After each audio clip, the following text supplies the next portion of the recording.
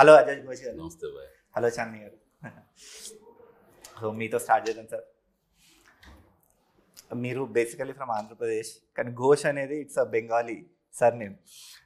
దాని వెనకాల చిన్న కథ ఉంది నాకు తెలుసు, కానీ మీరు చెప్తే వినాలన్నది. ఏం లేదు, నానా కమ్యూనిస్ట్ పార్టీ నాయకుడు. ఓకే. ఏంది అజయ్ కుమార్ ఘోష్ మొదటి భారత కమ్యూనిస్ట్ పార్టీ మొట్టమొదటి గారు తెలుసు. ఓకే. ఆయన చచ్చిపోయిన సంవత్సరం నేను పుట్టా. ఓకే. నాకు ఆయన పేరు పెట్టుకున్నాడు. మీ ఫాదర్ ఆయన ఫ్యాన్? మొత్తం పార్టీ ఉమ్మడి కమ్యూనిస్ట్ పార్టీ దగ్గర నుంచి ఆయన ఓకే చనిపోయే వరకు ఆయన పార్టీలో పనిచేశారు. ఓకే. నా కొడుకుల పేర్లు కూడా చంద్రశేఖర్ ఆజాద్, భగత్ సింగ్, ఓకే, ఆయనే పెట్టుకున్నాడు పేర్లు. సో మీరు మా తెలుగు సినిమాకి చాలా లేట్ ఎంట్రీ ఇచ్చారు. We missed out and such a good actor for such a long time. So ఎందుకు సార్ ఆ ఎంట్రీ అంత లేట్? నేను ఎప్పుడు అంటే నేను ప్రయత్నాలు చేసి తిరిగాను. ఏంది ఇక్కడ ఉండటం, మళ్ళీ పోవటం, మళ్ళీ ఊళ్ళో పని చేసుకోవటం, మళ్ళీ రావటం. అంటే బాగా ట్రై చేస్తారు ఇక్కడ చేసి మళ్ళీ పోవటం, మళ్ళీ రావటం, మళ్ళీ పోవటం, మళ్ళీ రావడం, కొంతకాలం ఉండటం, ఈడ కూడా పనులు చేసుకోవడం, పనులకు వెళ్ళటం, చేసి చేసి చేసి చేసి అట్లా పట్టు అంటే వదలలేదులేండి. వదలకుండా అట్లానే ఉండి అట్లా పూరి జగన్నాథ్ గారి చేతిలో పట్టడం, దానికంటే ముందు దేవకట్ట గారి చేతిలో ప్రస్థానం, అట్లా. కానీ మీకు బ్రేక్ త్రూ ఫిల్మ్ అయితే విసరణై. విచారణ అక్కడ ఆయన ఎట్లా పట్టాడు మిమ్మల్ని? ఎట్లా పట్టాడు? అది ఎట్లా అంటే, ఇది సుజిత్ రణరాజర్ అనే సినిమా జరుగుతుంది. ఓకే. మన సంపత్ గారు ఉన్నారు, విలన్ క్యారెక్టర్ చేస్తున్నారు. వారి మేనేజర్ ఒక ఆయన శలపతి అని ఉన్నారు. ఆయన నన్ను చూసి మీరు తమిళ చేస్తారా అని అడిగాడు. చేస్తాను స్వామి అని అంటే, చాలా మంది అడుగుతుంటారు కదా అనుకున్నా. 3 నెలల తర్వాత ఫోన్ చేసి ఆయన పిలిపించి అక్కడికి వెట్టిమారన్ గారి దగ్గర తీసుకెళ్ళాడు. అట్లా వచ్చింది అవకాశం. చాని గారు, మీ జర్నీ చూసుకుంటే లైఫ్ ఈజ్ బ్యూటిఫుల్ స్టార్ట్ చేశారు. ఏమండి, నేను లైఫ్ ఈజ్ బ్యూటిఫుల్ చేయలేదండి. అంటే చాలా మంది అనుకుంటారు ప్రేమ ఇష్క. నో, లైఫ్ ఈజ్ బ్యూటిఫుల్ లో నేను అసలు చేయలేదు. కుందన బొమ్మ was the first film I shot for. But నాకు ఫస్ట్ రిలీజ్ అయిన సినిమా కేటుగాడు 2015 లో రిలీజ్ అయింది. లైఫ్ ఈజ్ బ్యూటిఫుల్ నేను చేయలే, ప్రేమ ఇష్క కాదల్ నేను చేయలేదు. కానీ చాలా మంది ఎందుకో నా గూగుల్లోనే అలా రాసేసారు, అందరూ అది అనుకుంటారు. నేను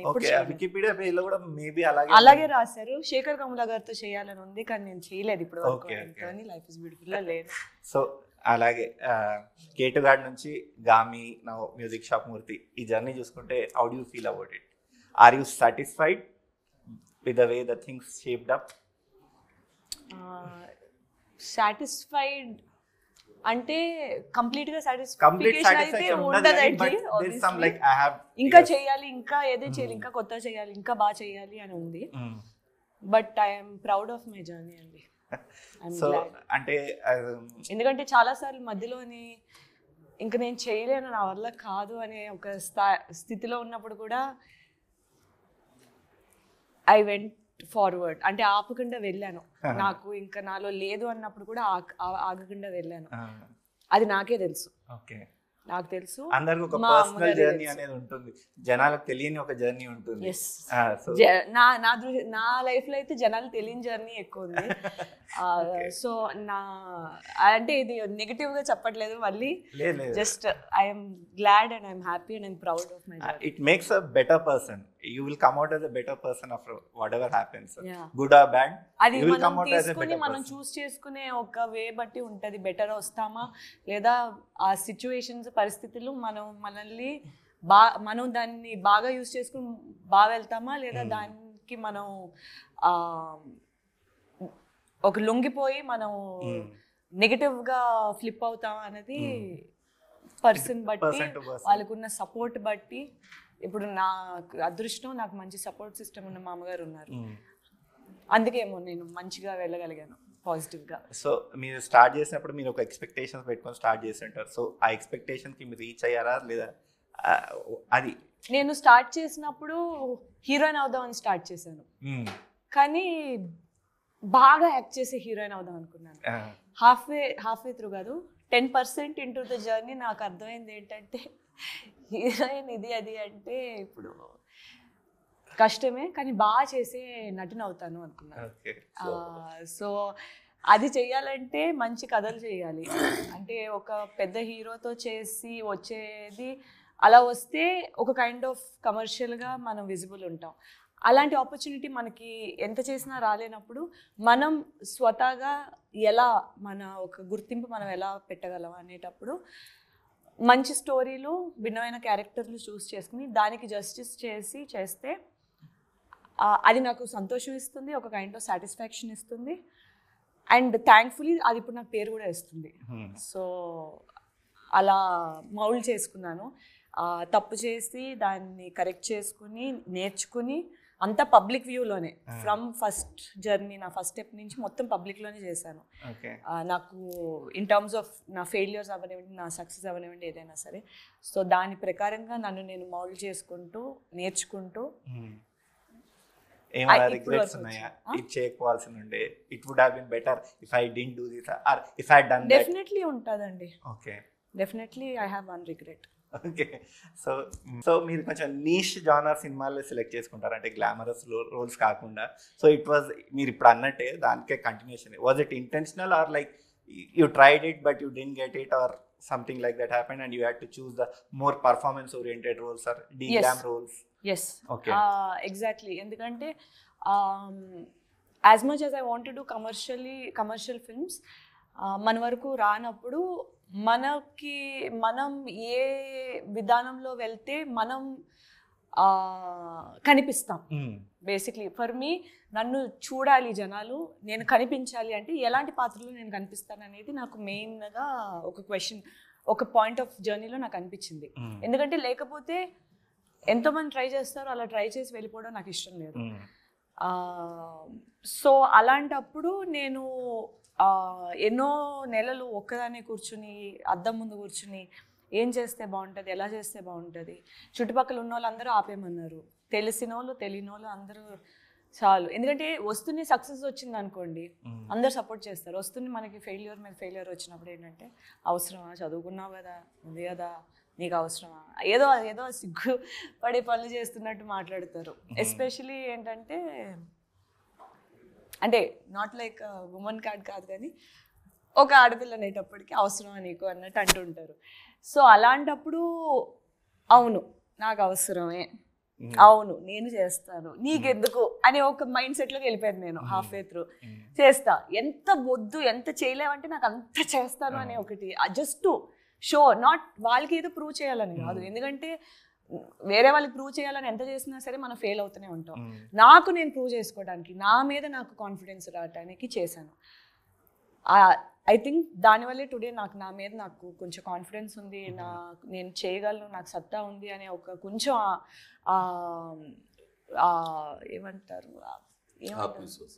ఆత్మవిశ్వాసమే ఉంది. అంటే అది ఆ కైండ్ ఆఫ్ నా జర్నీని, నేను నా దారి ఏదైతే ఉందో వర్కౌట్ అవగానే అక్కడ ఆపకుండా ఇంకో దారి వెతికాను. థ్యాంక్ఫుల్ ఏంటంటే ఈ కైండ్ ఆఫ్ దారిలోని చాలా తక్కువ మంది ఉన్నారు. సో ఎక్కువ స్కోప్ ఉంది. సో దాంట్లోని మనం ప్రూవ్ చేసుకోవడం స్టార్ట్ చేసిన తర్వాత నా మీద నన్ను పెట్టుకునే వాళ్ళకి కూడా వాళ్ళకి నా మీద ఒక కైండ్ ఆఫ్ నమ్మకం కుదిరింది. సో దానివల్ల మంచి స్టోరీలు ఈ రోజు నేను దాని యొక్క ఫలితం అనుభవించగలుగుతున్నాను. ఓకే. సో మీరు తెలుగు అమ్మాయి అవ్వడం మీకు ఒక పాజిటివ్ అయిందా, నెగిటివ్ అయిందా? యాక్టింగ్ వైజ్లో నాకు చాలా పాజిటివ్ అయింది. ఎందుకంటే నేను డైలాగులు అర్థం చేసుకోగలను.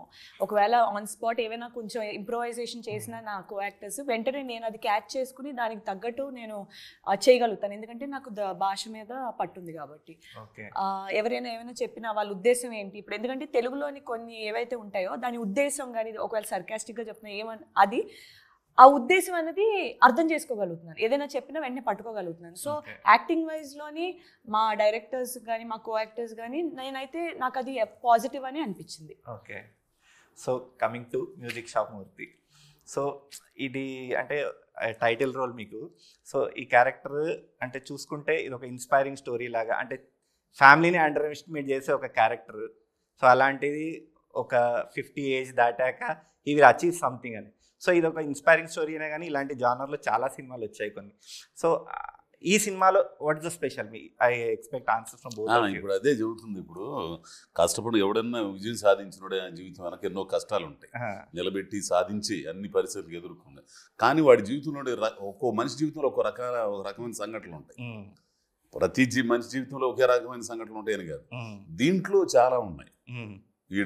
మూర్తి అనేవాడు ఎదుర్కొన్న కష్టాలు కానీ వాడికి ఎదురైన పరిస్థితులు కానీ దాన్ని ఎట్లా ఎదుర్కొన్నాడు, ఎదుర్కొని ముందుకు ఎట్లా వెళ్ళాడు. ఓకే. ఒకవేళ ఎదుర్కొనే క్రమంలో తన బలహీనమైనప్పుడు కూడా తను మళ్ళా నిలదొక్కోవడానికి ఎటువంటి సంఘటనలు, ఎటువంటి మనుషులు తన జీవితంలోకి వచ్చారు. సో ఇది కొంచెం ఫన్నీగా ఉంటుందా, హార్ట్ టచింగ్గా ఉంటుందా, ఎమోషనల్గా ఉంటుందా, ఎలా ఉండబోతుంది సినిమా? హార్ట్ టచింగ్గా ఉంటుంది. హార్ట్ టచింగ్గా ఉంటుందా, ఫన్నీగా ఉంటుంది అప్పుడప్పుడు. సో మీరు చెప్పండి, ఈ సినిమాలో what was the special thing that attracted you, that I should do this film, I should do this role? ఈ మనిషిని ప్రతి ఒక్కడికి లైఫ్లోని ఒక ప్యాషన్ అంటూ ఉంటుంది. ప్రతి ఒక్కరు కనెక్ట్ అయ్యే పాయింట్ ఏంటంటే ప్యాషన్ ఉంటుంది. ఒక మనం పుట్టినప్పుడు అదే మీరు ఇందాక ఒకటి చెప్పింది నాకు ఒకటి గుర్తొచ్చింది. మనం జీవితంతో అయిపోయిన తర్వాత హెవెన్ ఆర్ దేవుడి దగ్గరికి వెళ్ళినప్పుడు అంట దేవుడు చూపిస్తాడంట, యునో ఇది నువ్వు నీ జీవితంలో ఇది నువ్వు అవ్వాల్సింది, అయ్యావా అని అడుగుతాడంట. అప్పుడు మనం అది చూసి అరే ఇదా నేను అవ్వాల్సింది, కానీ నేను ఇక్కడ వరకు ఎందుకు రాలేకపోయాను అనే ఒకటి ఉంటుంది. ఆ రిగ్రెట్ ఒకటి ఉంటుంది, అది అవ్వకూడదు. అది రియలైజ్ ఎప్పుడు అవుతాం మనం? ఏది నేను ఇది అవ్వాలని నేను వచ్చాను. ఇది ఇట్స్ మిథికల్ కాన్సెప్ట్. మనం చనిపోయిన తర్వాత దేవుడి దగ్గరికి వెళ్ళినప్పుడు అంటాడంట, డిఫరెంట్ కాన్సెప్ట్స్ ఉంటాయి కదా ఆఫ్టర్ లైఫ్ ది, అలాగా ఒక కాన్సెప్ట్ అనమాట. ఇది నేను ఎప్పుడో చదివినప్పుడు మీరు ఇందాక అనగానే నాకు అది గుర్తొచ్చింది. ఇది నేను అవ్వాల్సింది, బట్ నేను ఇక్కడ ఆగిపోవడం వల్ల ఇంత పొటెన్షియల్ నేను రీచ్ అవ్వలేకపోయాను. That regret no we cannot, అంటే అది ఆ రిగ్రెట్తో మనం బతకలేము. సో కొన్నిసార్లు అది అవ్వకూడదంటే మనం అట్ సమ్ పాయింట్ మన కోసం మనం స్టాండ్ తీసుకోవాలి. Yes, it comes with lot of things. For example ఒక ప్యాషన్ వైపు వెళ్ళేటప్పుడు ఏదైనా డబ్బులు ఉండకపోవచ్చు, సపోర్ట్ ఉండకపోవచ్చు, అవమానం ఉండొచ్చు, ఆకలి ఉండొచ్చు, చాలా నెగటివ్స్ ఉంటాయి. But if you're still going through that way, what is the positive thing that we're getting is నన్ను నేను ఎలా చూసుకుంటున్నాను అలా నేను చూసుకోగలుగుతున్నాను అన్నది. సో ఒక యంగ్ అమ్మాయి చేసేది ఉంటుంది. అంటే ఇప్పుడు జనరేషన్ ఎలా నడుస్తుందంటే ఈ టెంప్లెట్ ఫార్మాట్. ఫర్ ఎగ్జాంపుల్ ఇప్పుడు ఎంత చదువుకుని ఇంత చేసినా జాబులు దొరకట్లేదు, ఎంత ఎక్కువ చదువుకున్నా సరే జాబ్స్ ఉండట్లేదు, రిసెషన్ టైం, జాబులు తీసేస్తున్నారు. సో స్టెబిలిటీ లేని ఒక టైంలోని ఇప్పుడు ఏం జరుగుతుందంటే most of the youth, at least నాకు తెలిసినంత వరకు ఏంటంటే మన ప్యాషన్ ఏంటి, మన ఇదేంటి, మనం అది చేస్తున్నామా లేదా. అలాంటప్పుడు ఎస్పెషల్లీ మిడిల్ క్లాస్ ఫ్యామిలీస్లో ఏంటంటే మనకి చాలా రెస్పాన్సిబిలిటీస్ ఉన్నాయి. మన సొసైటీ ఏమనుకుంటారు, మన పక్కింటి వాళ్ళు ఏమనుకుంటారు, వాళ్ళు ఏమనుకుంటారు, లేదా నీకు అవసరమా ఇప్పుడు, శుభ్రం చదువుకున్నావు కదా ఇది వెళ్ళొచ్చు కదా అని చెప్పి అక్కడ ఆపేసేది ఎక్కువ ఉంటుంది. ఇప్పుడు యూత్ ఏం చేస్తున్నారంటే వై నాట్, నేను చేస్తా, నాకు చెయ్యాలని ఉంది, వర్కౌట్ అవుతే అప్పుడు చూద్దాం, కానీ చెయ్యాలి కదా, ప్రయత్న లోపం అయితే ఉండకూడదు కదా అని ఒకటి రిస్క్ తీసుకోవాలని. ఇప్పుడు thankfully that is changing and some families also supporting. ఇప్పుడు మూర్తి గారు ఏంటంటే ఆయనకి ఆ వయసులోని బికాస్ ఆఫ్ దీస్ రెస్పాన్సిబిలిటీస్ ఈ వయసులోని నేను చేస్తా అనే ఒక అది లేక, ఎందుకు అంటే రెస్పాన్సిబిలిటీస్, ఫ్యామిలీ, సొసైటీ, పిల్లలు ఉన్నారు, భార్య ఉన్నారు, వాళ్ళని పోషించాలి, నేను ఒక స్థిరపడాలి, వాళ్ళకి ఒక లైఫ్ చూపించాలి, ఇలాంటి ఒక దానివల్ల మనలోని లేదా ఆయనలో ఉన్న ఒక తాపత్రయం ఏదైతే ఉందో, ఆ ఇష్టం, ఆ ప్రేమ ఏదైతే ఉందో అతన్ని ఆపేస్తారు చాలా సార్లు. మన ప్రీవియస్ జనరేషన్ అవనివ్వండి, ఆపేసి ఒక పాయింట్ ఆఫ్ టైం వచ్చేటప్పటికి అప్పుడు అనిపిస్తుంది కదా, అరే నేను ఎందుకు ఆపేసాను, అది చేస్తుంటే ఈ రోజు నా జీవితం ఎలా ఉండేది, కనీసం ట్రై కూడా చేయలేదు కదా, మారుతుందో లేదో మనకు తెలీదు, అది ట్రై చేస్తుంటే తెలిసేది కదా అని. సో అటువంటి క్యారెక్టర్ మూర్తి గారి క్యారెక్టర్. సో ఆయన ఈ అమ్మాయి కలిస్తే లైక్ పాత్స్ క్రాస్ అయినప్పుడు ఒకరి పర్స్పెక్టివ్ ఒకరు ఎలా చేంజ్ చేస్తుంది, వాళ్ళ జర్నీస్ ఎలా కలుస్తే దానివల్ల ఒకరికొకరు ఎలా మారుతుంది, ఒకరినొకరు ఎలా హెల్ప్ చేస్తారా, సపోర్ట్ చేస్తారా లేదా ఏంటి, is the story of Music Shop Murthy.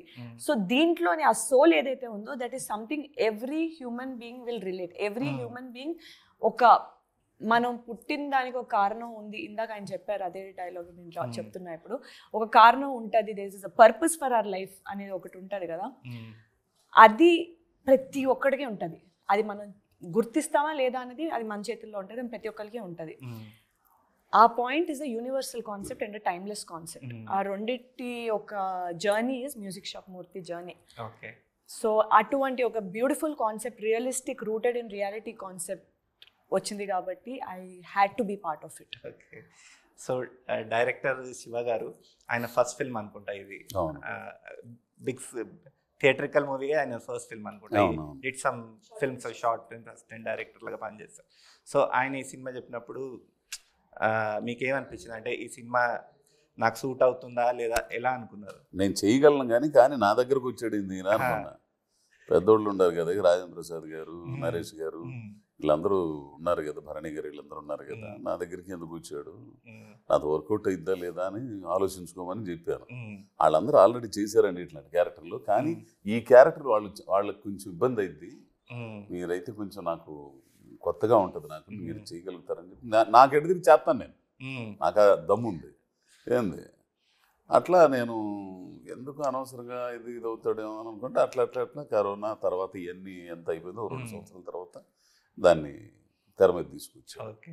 So writing పరంగా చూసుకుంటే టీజర్లో మంచి డైలాగ్ ఉంది, ఆస్తులన్నీ సంపాదించుకునే ఆస్తులే కావు, జ్ఞాపకాలు కూడా అన్ని అమ్ముకునేవి కాదని. So it was very nice dialogue. So as a writer ఆయన బెటరా లేదా యాజ్ ఎ డైరెక్టర్ ఈజ్ బెటరా? రైటర్గా చాలా బెటర్ అండి. మీరు ఏమంటారు అబౌట్ దట్? నాకు నచ్చింది ఏంటంటే ఏది ప్రీచిగా అనిపించదు. ఏ డైలాగు ఏదో పెట్టాలి కదా వింటాయి, కొంచెం మనం డే టు డే వాడిన డైలాగ్సే ఉంటాయి, లైన్సే ఉంటాయి, దాంట్లోని హార్డ్ హిట్టింగ్ వర్డ్స్ వాడతారు. సో అది నాకు చాలా నచ్చింది. అది ఆయన తెర మీదకి ఎలా ప్రెజెంట్ చేశారు అన్నది కూడా చాలా బాగా చేశారు. So I think he's as good a writer as he's a director. Okay. అంటే మీ ఎక్స్పెక్టేషన్స్ కి కంప్లీట్ గా మ్యాచ్ అయ్యారంటారు? నా ఎక్స్పెక్టేషన్స్ ఏంటండి, ఆయన ఇస్ బ్రిలియంట్. అంటే ఆ స్టోరీ చెప్పినప్పుడు ఈ డెబ్యూ డైరెక్టర్ కదా, ఇంత మంచి స్టోరీని స్క్రీన్ మీద ట్రాన్స్లేట్ చేయగలరా అనే ఒక ఫీలింగ్ ఉంటుంది కదా, డౌట్.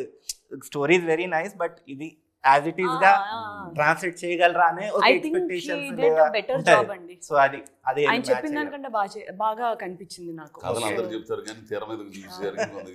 అది కదా, ఇక్కడ రాసింది అక్కడ ఉండదు, మనం ఒకటి ఇక్కడ ఉంటది, చెప్పేటప్పుడు ఉంటే చూస్తే అలా ఉండదు. అది translation is the most important thing. చాలా బాగా చేశారు ఆయన. ఇలాంటి సినిమాలకి మ్యూజిక్ కూడా చాలా crucial, because it is about DJ.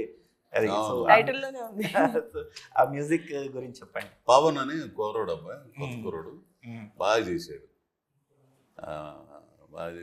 ఆ తర్వాత ఈ శ్రీనివాస్ అని చెప్పేసి కెమెరా కుర్రోడు, అతనైతే స్పీడు క్వాలిటీ రెండు. ఓకే. సో చాందిని గారు, ఇప్పుడు మిమ్మల్ని అది అడగకపోతే this interview would be incomplete.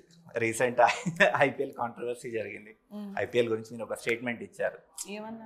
అదే ఎస్ఆర్హెచ్ గురించి స్టేట్మెంట్ ఇచ్చారు. Let me complete.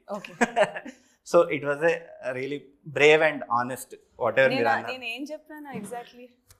అదే మాకు ఇక్కడ క్యాపిటల్ లేదు, ఇంకా ఆంధ్రాలో క్యాపిటల్ లేదు, అందుకే టీం లేదు అన్నట్టు. నేను అది అనలేదండి. ద థింగ్ ఇస్, నేను మొన్న పాడ్కాస్ట్లో కూడా ఒకటి చెప్పాను, నాకు మీరు బ్లాక్ షర్ట్లో బాగున్నారంటే అంటే నేను వైట్లో చండాలంగా ఉంటానా అన్నట్టు ఉంటారు.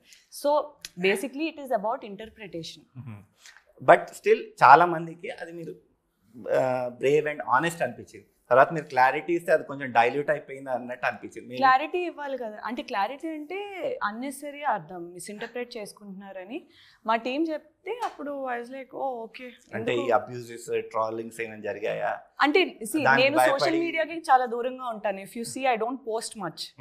సో నేనైతే స్పెసిఫిక్గా చూడలేదు, బట్ నా టీం ఏదో చెప్పారు ఇలాగా. ఐ థింక్ అతను ఏదో స్టార్టింగ్ ఏదో ఎడిట్ చేసినట్టున్నారు, ఎందుకంటే నేను మ్యాచెస్ చూడలేదు అని చెప్పింది. That was the answer. But అది ఆన్సర్ కింద కాకుండా నేను చెప్పిన సెకండ్ పాయింట్ దీనికి ఆన్సర్ కింద చూపించడం వల్ల మిస్ఇంటర్ప్రెట్ అయింది. సో నేను అది క్లారిఫై చేశాను. Okay. That's my responsibility, I fulfilled. Okay. ఇప్పుడు గామి తర్వాత మంచి సక్సెస్ చూసారా, మీరు కూడా మిస్అండర్స్టాండ్ చేసుకున్నారు నేను అలా అన్నానని, కానీ నా నోట్ నుంచి ఆ మాటే రాలేదు. బట్ అది ఎక్కువ ఆనెస్ట్గా అనిపించింది చాలా మందికి. ఇది కొంచెం ఆర్టిఫిషియల్ గా కొంచెం కవర్ చేసినట్టు, మళ్ళీ ఎందుకు కాంట్రవర్సీ క్రియేట్ చేయడం, ఎందుకు అన్వాంటెడ్ కాంట్రవర్సీ ఎందుకు, ఐఎమ్ నాట్, నేను ఒక 9 years గా ఇండస్ట్రీలో ఉన్నాను అని చెప్పేసి ఒక 9 years గా ఇండస్ట్రీలో ఉన్నాను. నేను ఎప్పుడైనా ఏమైనా కాంట్రవర్సీ అది చేశానా? చేయలేదు. ఎందుకంటే నేను అలాంటి పర్సన్ని కాదు. నేనేమనుకున్నాను, యాజ్ మై ఆడియన్స్ నన్ను ఎన్ని సంవత్సరాలుగా చూస్తున్నారు, నా స్టార్టింగ్ నుంచి చూస్తున్నారు కాబట్టి నేను ఎలాంటి పర్సన్నో, నేను మాట్లాడే విధానం ఎలా ఉంటుందో అర్థం చేసుకుంటారు, నా ఏమంటారు నా ఇంటెన్షన్ అర్థం చేసుకుంటారు అని నేను అనుకున్నాను. ఓకే, కమింగ్ టు గామి మంచి సక్సెస్ అయింది. ఆ సినిమా తర్వాత ఏమి స్ట్రాటజీ చేంజ్ చేశారా to how to choose your films, or you're going the way the same way you use to before? Strategy అంటే కొత్త అంటే now I should do these kind of roles like. లేదండి, అంటే నేను ఎప్పుడు స్ట్రాటజైజ్ చేయలేదు. అంటే ఇప్పుడు ఒక పెద్ద సక్సెస్ వచ్చాక కొంతమంది చేంజ్ చేస్తారు track. So I will now do this kind of films wear I'll get that recognition or performance should be like noteworthy. I should be one of the main characters in the movie. అది నేను ఎప్పుడు అనుకున్నాను, అంటే నా మైండ్లో ఎప్పుడు పెద్ద సినిమాలు చేయడం, మంచి క్యారెక్టర్స్, వెయిటేజ్ ఉన్న క్యారెక్టర్స్ చేయాలన్నది నాకు ముందు నుంచి ఉన్నదే. అదే కంటిన్యూ చేస్తున్నాను. కొన్నిసార్లు వర్కౌట్ అవ్వలేదు, కొన్నిసార్లు వర్కౌట్ అయింది, థ్యాంక్ఫుల్లీ. ఓకే సార్, పుష్పలో క్యారెక్టర్ చంపేశారు మీ క్యారెక్టర్ని. సో ఇందులో మళ్ళీ మీరు ఉన్నారని వార్తలు వచ్చాయి. సో ఇందులో ఏంటిది అంటే డబల్ రోల్ ఏమైనా ఉండబోతుందా? ఫ్లాష్ బ్యాక్ పోర్షన్స్ ఉంటాయా? ఏం లేదు అసలు, నేను లేను దాంట్లో. లేరా? లేను. చాలా ఎక్స్పెక్టేషన్స్ ఉన్నాయి మీరు ఉంటారు అని చెప్పేసి. అంటే ఉన్నా కానీ చెప్పొద్దని ఏమైనా అలాంటి అట్లాంటివి అసలు ఉంటే నేను అట్లాంటివి ఏం దాచుకుని సమయం ఉన్నదేదో అని అసలు లేదు అసలు. అంటే చాలా మంచి క్యారెక్టర్స్ చేస్తున్నారు ఇప్పుడు రీసెంట్ టైమ్స్లో. మీరు స్టాండ్అవుట్ అంటే సినిమా ఎలా ఉన్నా కానీ అజయ్ ఘోష్ పర్ఫార్మెన్స్ సూపర్ అని చెప్తారు. నా పర్సనల్ ఫేవరెట్ మంగళవారం recent performance.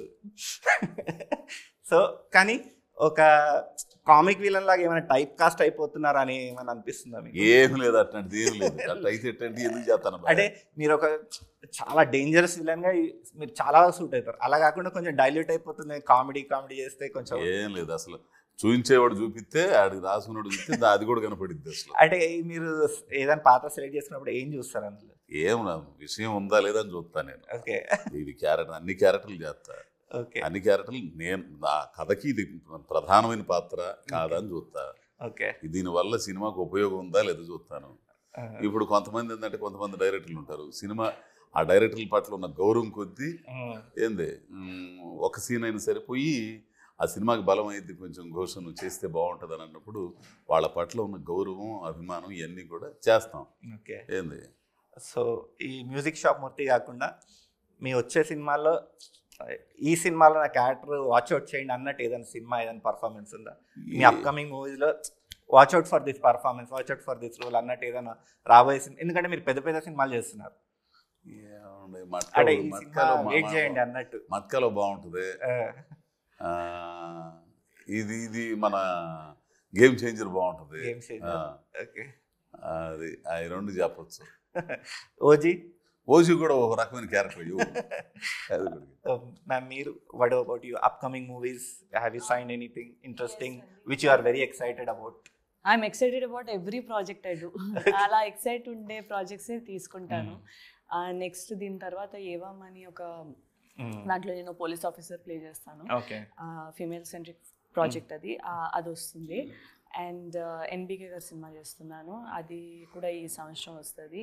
And I've sign new films in other languages and Telugu. అవి కూడా I have releases lining up. Thankfully ఈ సంవత్సరం నాకు తెలిసి 4 సినిమాలు వస్తున్నాయి బయటికి. ఇంకేమైనా వస్తే మంచిది.